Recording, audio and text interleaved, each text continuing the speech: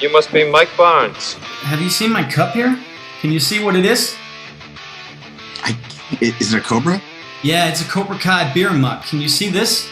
Oh, I like it, yeah. Oh my God, that's awesome!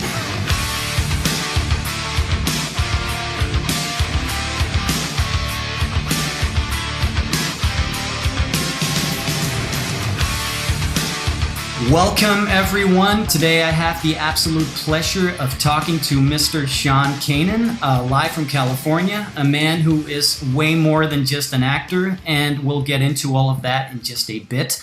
But when talking on screen, fans of soap opera will definitely recognize him from General Hospital, The Bold and the Beautiful, and The Young and the Restless. But Sean, there is also no denying it that within our circle of martial artists, we fondly remember you as what I definitely believe is an iconic role as Mike Barnes, the bad boy of karate, in 1989's The Karate Kid Part 3, which was directed by John G. Avildsen, whom not only directed the entire trilogy, but also the Oscar-winning Rocky.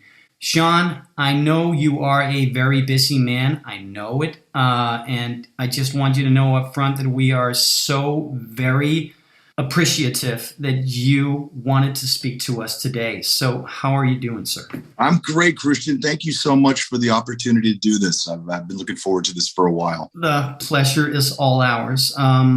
Look, before we get into this, I want you to know exactly why we decided to reach out to you today.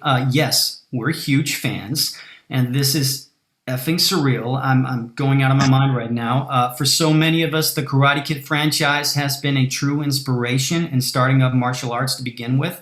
And to get a chance to speak with an actor who's been such a big part of it, it's so surreal. I can't wrap my mind around it. You already know that we're real-life martial artists here in Denmark. And today, more specifically, I wanted to let you know that our dojo is called Shin-Go-Ryu Karate. It's a full contact karate. This organization has existed for over 40 years. We have two dojos in two towns, being those of Hørsholm and Hørsholm, as it's pronounced in Danish. We're about 200 members in the age group of 5 to 65. It's really one big happy family, and I'm just proud to be one small part of it.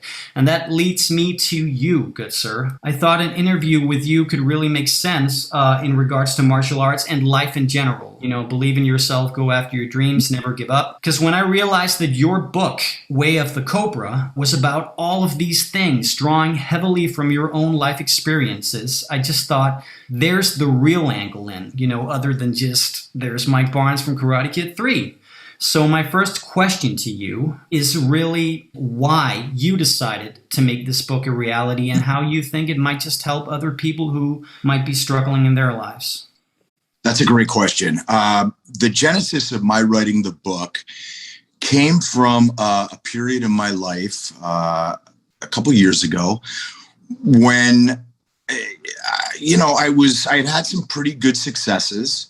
Mm-hmm. I had had some pretty big failures in my life, as most people do. And I was 50 years old and I was looking in the mirror going, okay, what's next? What's chapter 2 going to be here? And I was 35 pounds overweight. I had no prospects for any acting jobs. I was struggling with a lot of things.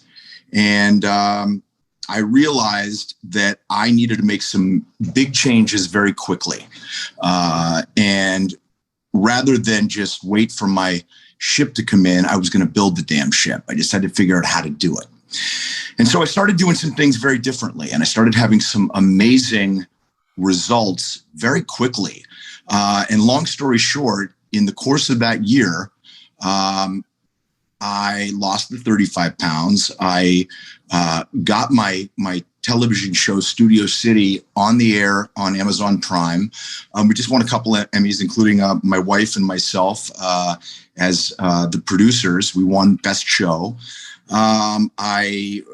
My second book, Success Factor X, became an Amazon new release bestseller. And, I don't say all these things to impress people. I say it to impress upon them what is possible. And so these are the strategies that I used and have used in my life to achieve some of my success. And, before you think I'm kind of living on a mountaintop in a hut, levitating, contemplating my navel. These are strategies that have come from me making every mistake in the book. I'm one of those people that generally has to learn the hard way, unfortunately. And so I thought if I could pass these strategies on, hopefully I could serve as a mentor to people, pulling them up the mountain towards their own success. The tagline for the book is Unleash Your Inner Badass. And everybody has a badass. And Cobra, it's called Way of the Cobra. The book is set up that I'm the sensei, you're a student in my dojo. And becoming a Cobra it's an acronym. Cobra is formed from the words character, optimization, balance, respect, and abundance. And it's been getting a tremendous response. I know that the information in the book is transformative, and I just want to get it into as many people's hands as possible. Yeah. In our dojo, we also try to take great care in actually talking with our students, meeting them in eye level. And the topic of bullying, anti-bullying, is definitely something we think is an important one. And I know you yourself have had your share of experiencing bullying as a kid, as hard as that is to believe. And I know you are also involved in anti-bullying, time to time going out doing lectures to kids, I presume in schools and such. How do you reach through to the kids? One of the greatest byproducts of playing Mike Barnes in the Karate Kid 3 that I never could have anticipated at the time was that it has given me an incredible tool to bridge the gap, the age gap between kids and myself, and talk to them about bullying. And so you mentioned that I go to schools. I'm actually going to one at the end of next month to speak to a bunch of kids. And what I do is I start off by playing that iconic scene of Mike Barnes, terrifying Daniel at the All Valley tournament. So good. And and I say, would you guys believe that scary guy used to get bullied? And they sort of stop and they think for a second. And that creates, a brief window when I can really connect with them. Because, when you're an adult and you're connecting with kids, it's difficult. They tend to be skeptical. There's, different cultural references that age group uses as opposed to. So it gives me an ability to kind of connect with them and talk to them. And I really love going to schools and talking to kids about bullying. I was severely bullied as a kid. It's something that I'm really passionate about eradicating it. Teen suicide is the fourth leading cause of death among adolescents, and bullying an enormous contributing factor to that. And, I want to do my part to try and eradicate it. And I do talk about it in Way of the Cobra. I specifically talk about a story where I was bullied as a kid. And, I just think it's something that's so important that we all try and make an effort to do our part to put an end to it. Yeah. And I think actually it's even worse today than it might have been in, like, say, the 80s. I mean, Cobra Kai, the TV series, is definitely one show that takes that to the next level. Like, it's cyber, what do you call this? On the computers, cyberbullying now? Cyberbullying, when I was a kid, if you got bullied, on the way to school, at school, after school. But now with one keystroke, kids are getting bullied with video and all sorts of stuff to 1,000 people or more on the internet. It's up there forever, and it's 24 hours a day. So it's a whole new next level type of bullying. And, the internet is a wonderful thing, but it is a bit of a double-edged sword. And, that's why I think it's so important that parents do know what their kids are doing on the internet, not only from the point of them either being bullied or bullying anybody, but, you need to know who's trying to talk to your kids. Yeah. There's so many child predators out there, people that are cultivating kids for, sexual trafficking, just a lot of bad stuff. Yeah. Yeah. Yeah. So true. In talking about, like, perseverance, and let's backtrack a little, going after what you want, believing in your own self-worth, whether that be in martial arts or in life in general. Can we talk a little bit about dreams?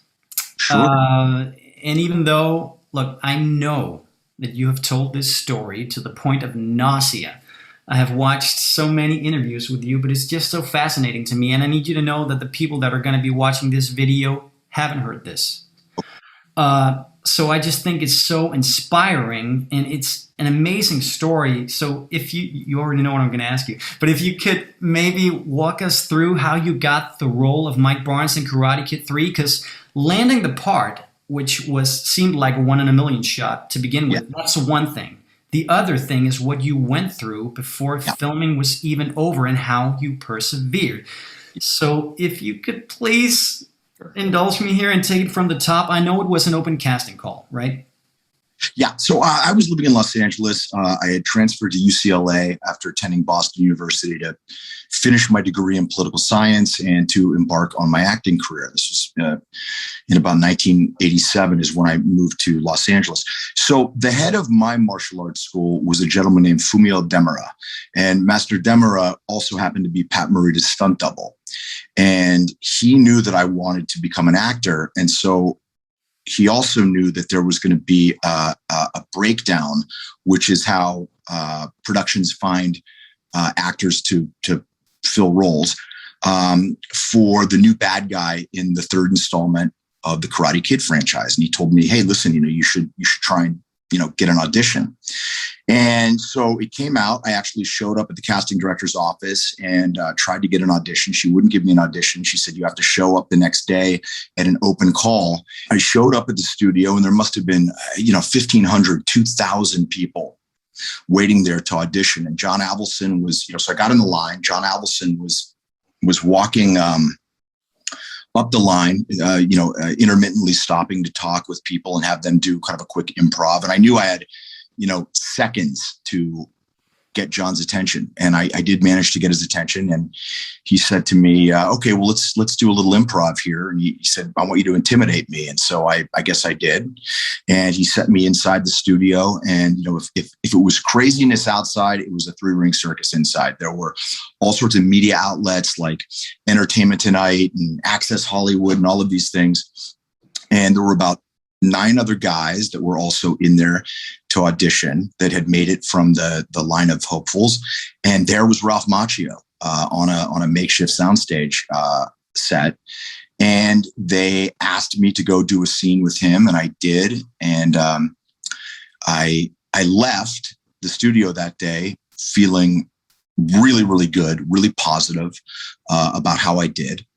And, I'm driving down Sunset Boulevard in my crappy little apartment above the Whiskey A Go-Go. And, I remember the lights looked different. I was looking at all the billboards thinking, wow, was I going to be up in one of those billboards? I feel really good that I'm going to get this role. Well, a couple of days later, I learned the crushing truth that they had hired somebody else. And I was absolutely devastated. I guess that fate and luck and destiny had other plans in mind, because for one reason or another, they wound up firing that guy and remembering me and bringing me in, and I got the role.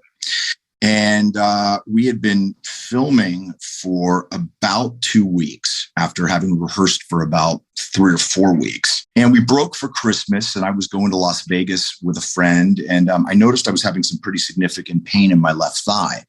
And so I had been taking a lot of aspirin. I got to Vegas Christmas Day, 1989, and I passed out cold. The EMTs put me in the ambulance, and I remember they said to my friend, we have to get him to the hospital. He's dying. What had happened was from a silly stunt that really had nothing to do with martial arts, I had incurred internal bleeding, and the aspirin, which is a blood thinner, exacerbated the bleeding, and I had lost a tremendous amount of blood internally. So they took me into surgery, and they were able to save my life. And I came to in the recovery room, and I had a 12-inch scar on my abdomen with staples going down it.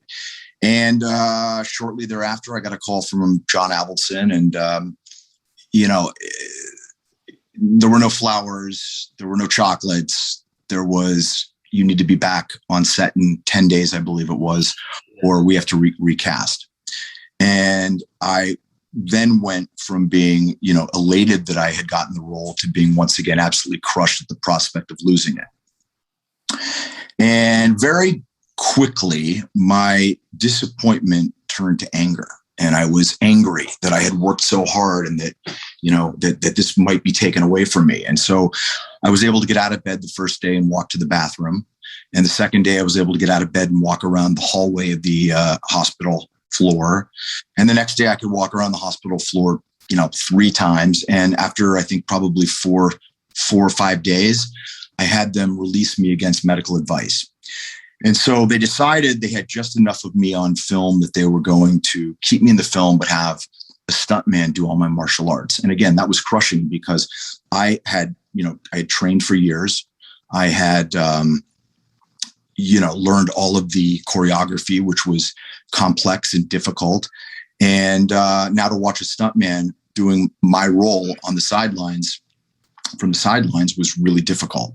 So they put me with a guy from the NFL, from a football team, and he started rehabilitating me. And it was the same thing. It was the first day I could do, 15 sit-ups, and then 50, and then 100, and then several hundred. And long story, a little longer, I wound up doing all of my own stunts in the Karate Kid 3, with the exception of one, which, if you remember the film, the bonsai store, we jump into a convertible. I said, there's no way that I'm going across train tracks in front of the train. So that was the one shot that wasn't you.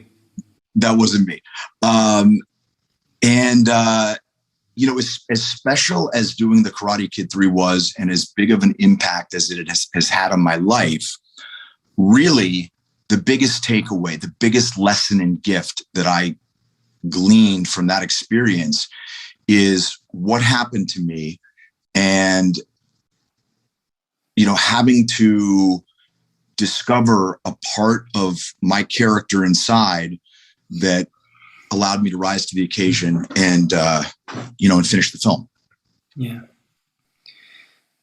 It's a pretty, honestly, very inspiring story. And I was shocked the first time I heard it. Awesome how the business works. No flowers, no get well. But yeah. Welcome to Hollywood. Yeah, that's crazy, man. But that was a good show.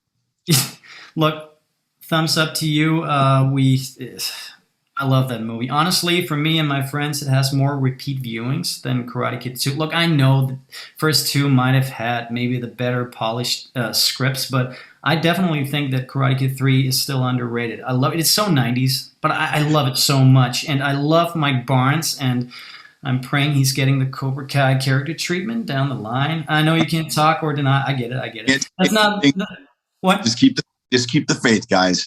Yeah, we'll keep the faith. Listening to your story here, and I know that's a big. The Karate Kid 3 story is a huge part of your book. Also, tying all of this back to the book, it's striking to me that many of the things you talk about, philosophies, so to speak, and the learnings you've had in your life so far, very much mirrors the same values and philosophies we sort of strive for in our dojo, Shin-Go-Ryu, which is definitely a mix of the Miyagi-ish classic Okinawan thinking, but also like the more modern take on Cobra Kai, Johnny Lawrence's take on Cobra Kai, not Kreese's. We try hard to embody the best of what Miyagi stood for, empathy, respect for yourselves and other people, discipline. But we also try to combine it with the parts of Cobra Kai-inspired philosophy. We have a saying that's called us no seishin, which is it roughly means the spirit of perseverance. And it basically embodies the will to set some clear goals, like you yourself have, fight for them, and more than anything, to never really give up under pressure. And there is definitely an external quality to that philosophy, which is about meeting your outside world with respect, but also an internal quality, which is about building self-respect. And it seems like it's very much the same things you wish to convey in your own book. Is that stretching it, or how do you see it? Do you agree? No, I think that's spot on. Look, I believe that there are certain things in life that are universal truths, and they can be said in different ways, but they are true. You look at something like Jesus said, that which you reap, so shall you sow. Mm-hmm. Buddha spoke of karma, the law of cause and effect. It's the same thing. There, different messengers with the same message. And so a lot of the attributes that it sounds like you teach in your dojo are some of the very same ones that I teach in my book, because they are absolutely integral to being a fully formed person, to living your best life, and to living a happy life. Yeah. And so, no, I think it's spot on. One of the things that I just forgot that I haven't really asked you about is what your own background with martial arts is. I know, because I definitely am a huge fan, that you've sort of been like on and off it, but you still started some martial arts in an earlier age. Could you just give us a little background about when you started and how it has maybe inspired your life? I think I first walked into a martial arts dojo. It was a Shotokan dojo when I was about 14 years old. And, it was a highly disciplined dojo. It was exactly what I needed as kind of a wild teenager. And it just had a profound effect on me. Studied for several years. And since then, off and on, I have studied at different points in my life. I've trained privately in some Brazilian jiu-jitsu. I've trained in some American kickboxing. I've trained in some Filipino stick and knife fighting. So I have kind of a good basic understanding of several martial arts. The spirit of martial arts is something that I've always carried with me and has, been highly beneficial and effective in guiding me.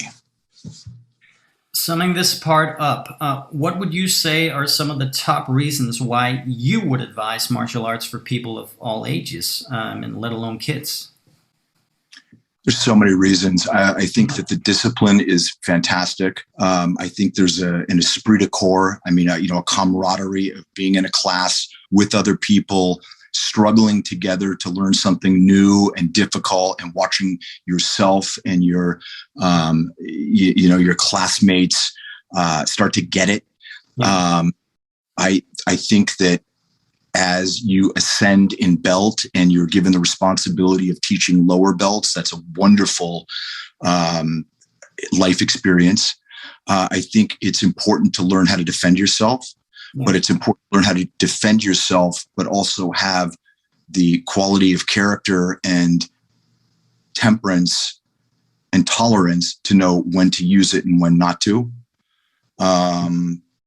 There's so many things that I could say about martial arts. I could go on ad infinitum, but I don't know too many people who study martial arts or put their kids in it who say, boy, that was an awful experience. I remember back in 2018 when sitting down, I had just been severely burned by The Last Jedi, where I really thought they screwed over Luke. I'm sorry. But so when sitting down with my girlfriend and a buddy of mine and binging the first season, which back then was on YouTube Red, talk about an underdog story of its own. Right. And I remember just watching the first 2 episodes, just the first 2, where in episode 1 it very much follows up on Johnny, and then in episode 2 it was very much about Daniel, seeing it from his perspective. And after those first 2, I just raised my hand in the air and I could not believe how good it actually, I was crying. It meant so much to me. I was sitting in front of the TV, please don't disappoint, because the trailers really didn't give you a good enough impression about how it was really going to be, And after those 2 episodes, it just, wow, this is the style. This is how they're approaching it. And right. I was so happy. So if you saw those first just 2 episodes back in the days, what were your initial impressions?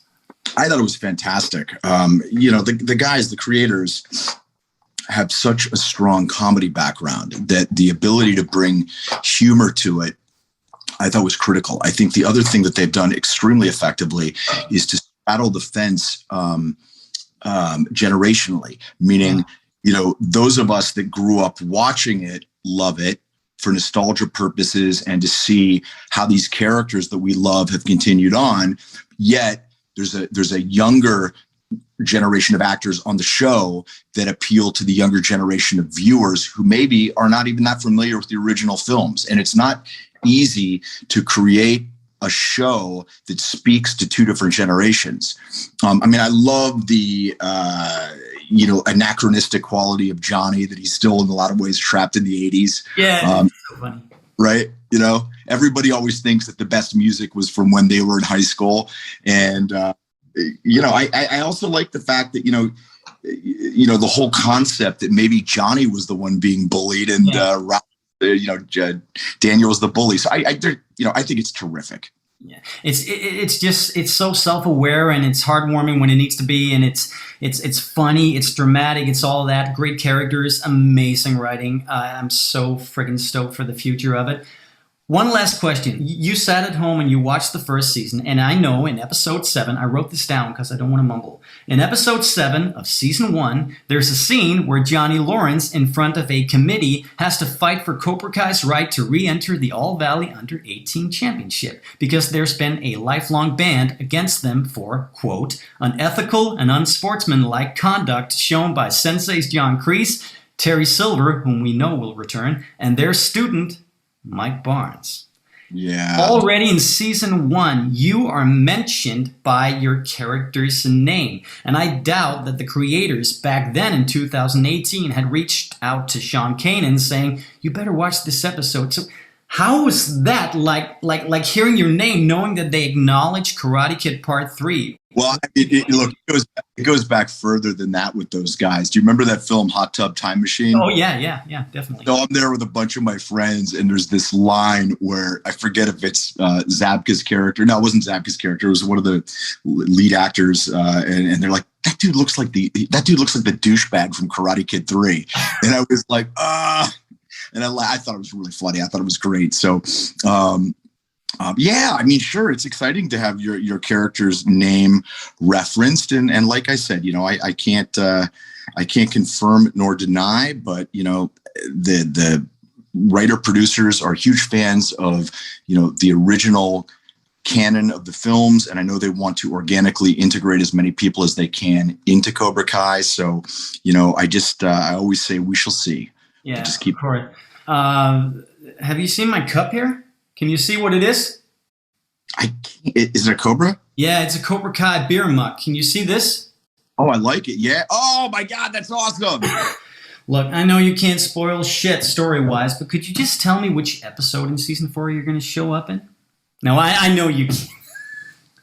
It's a good try. Look, honestly, I'm fairly sure you're going to show up, but I know it's a part of your job description, whether you're going to show up in season 4 or the already confirmed season 5. You're going to be there. And I know I get it. You can neither confirm or deny, but I am praying to God. We all are, and our hearts are beating. And I'm so happy for your recent success and everything. I can't wait to see you in Cobra Kai. Sean, listen, I'm going to cut it here. Thank you so much. I need to nail this down, how appreciative we are. I know you're a very busy man, and you've just been so very kind, even responding to personal emails to me, which I know you did not have to do, but you did it. And truly appreciate it. And thank you so much for talking to us today. My pleasure. And I just want to wish all the best to all the students in your dojo.